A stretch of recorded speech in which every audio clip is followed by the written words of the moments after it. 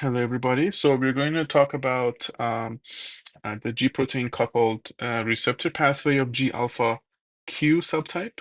So first of all, GPCR stands for G, P for protein. So GP means G protein.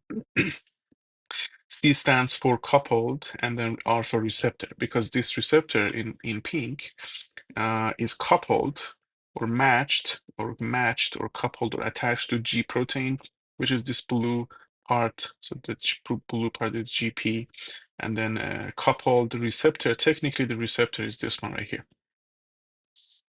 That's why this protein is called G protein, which is this one, coupled or attached or associated receptor. So what happens is that a ligand comes in. So this could be typical hormone such as epinephrine or epinephrine. Those are what we call metabotropic type receptors, and these receptors are associated with some sort of downstream pathway which is ion independent. So it has nothing to do with sodium or calcium or potassium. On the other hand, if you have ionotropic type receptors such as sodium receptor, potassium receptor, sodium potassium pump, or calcium receptor or magnesium type receptors.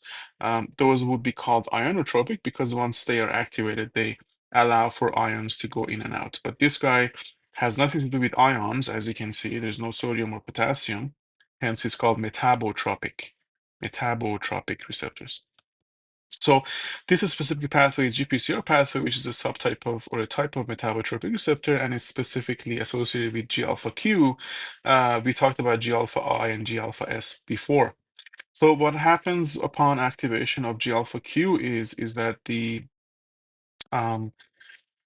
once the receptor is activated through a ligand attachment, G alpha or G protein will be recruited to the receptor. Remember, G alpha protein is a trimeric type protein. It has alpha, beta, delta, and then beta, delta kind of are all together, and then alpha is together. So technically three dimers, but sorry, three monomers, but the beta delta monomer act as a dimer, and the alpha acts as a third monomer. But the G alpha Q is the main part of G protein. The beta delta dimer is not necessarily involved in downstream pathway. So upon activation of the GPCR through attachment of the ligand, again, think of ligand as epinephrine or norepinephrine, for example, or some other hormone, that the G alpha, in this case, if G alpha Q is recruited, it will then activate phospholipase C. So I will spell that out here for you. PLC stands for phospho, P, L for lipase or L, and then C, which is here. So phospho, P, lipase, L, and then C, phospholipase C. Phospholipase C, first of all, is an enzyme because anything that ends with ASE, you should know it's an enzyme. And then this is a C type. So it's an enzyme which is responsible for essentially breaking down this phospholipid down in the membrane, which we call PIP2. Okay, so PIP2, as you can see here, stands for phospholinositol 4,5-diphosphate.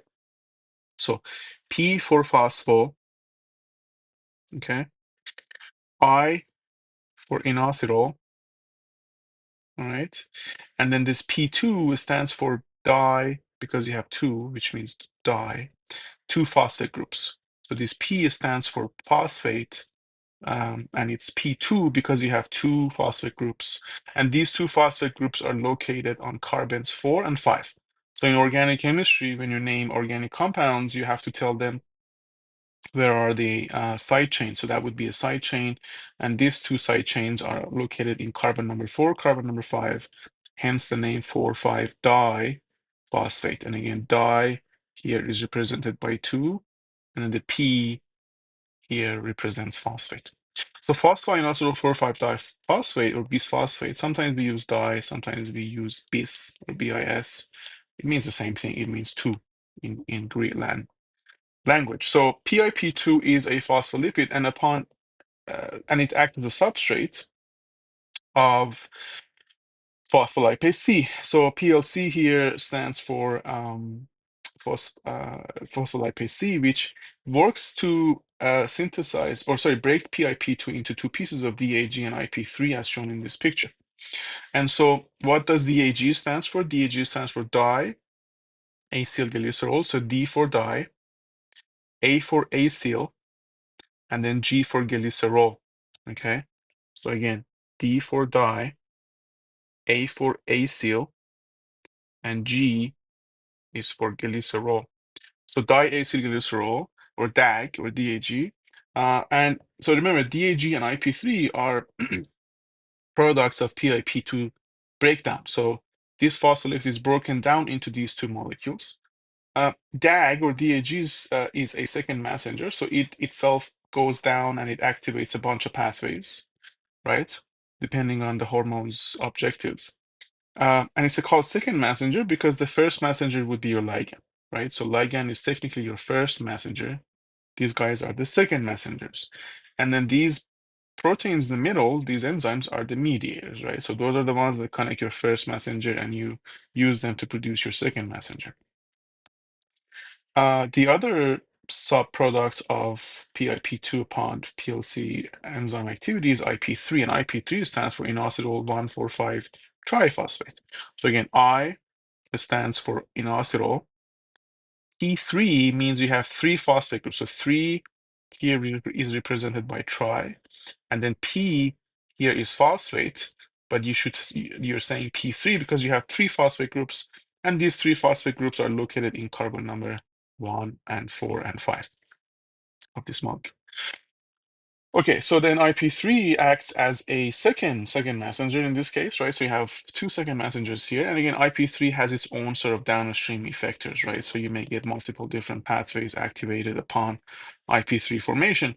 You know, sometimes these pathways are very standard up here, like upstream, but then they kind of bifurcate into all these different subtypes of pathways depending on the cell type, right? So you could have hormone epinephrine activating the same pathway, same receptor, same DAG, same IP3, but then if epinephrine is doing that in a cell type A versus cell type B, you get completely different effects, right? So what you get at downstream of this DAG IP3 is cell dependent. It's also condition physiological uh, dependent, right? So it depends on the physiology and the status of the cell and whatnot. But that's why we don't really talk about what happens after them, after these mm, agents, right? Because it can vary significantly from cell type to cell type and from to tissue to tissue.